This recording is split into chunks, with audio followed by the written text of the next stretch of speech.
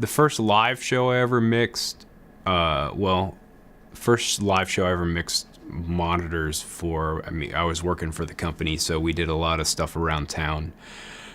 It was some, not really corporate, but like a parade or something in town, over there in Cleveland area, in the Cleveland area. And it was, in some parking lot of like a grocery store. I honestly couldn't tell you who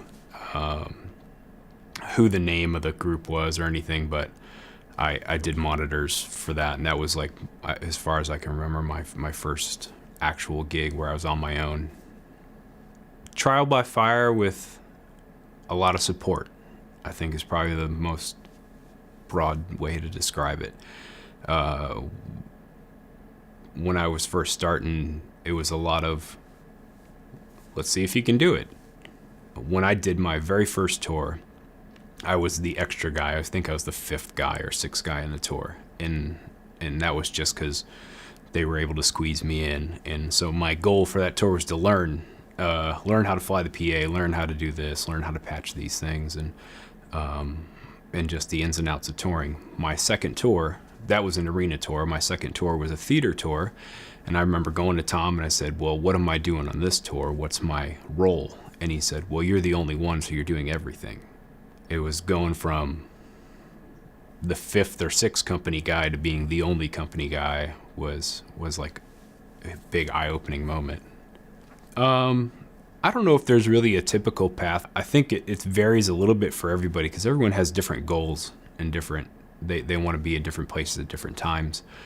But I think that there's a relative consistency as far as if you can find a couple people to kind of work with, and that's probably the most consistent path. And it's just like I think any other job is, if you can find a few people that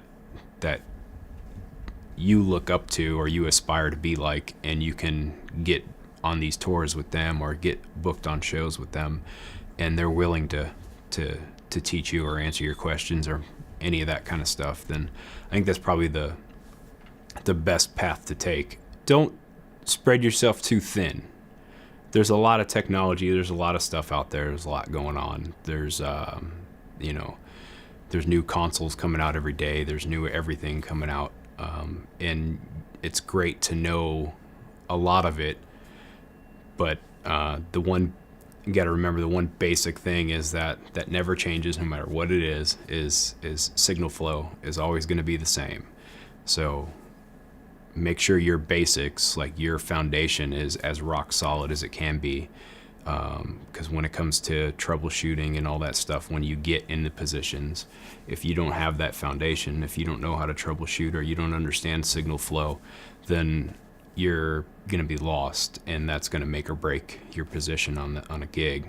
I do enjoy mixing outdoors a bit more, just because you can really use the PA. You can use what you have, and you're not trying to contour the sound of the PA based on the room and your environment. It's just eliminates so many of the environmental issues, other than now most places decibel limits, but as long as those are done in an accurate and logical way, then those shouldn't really be an issue either. So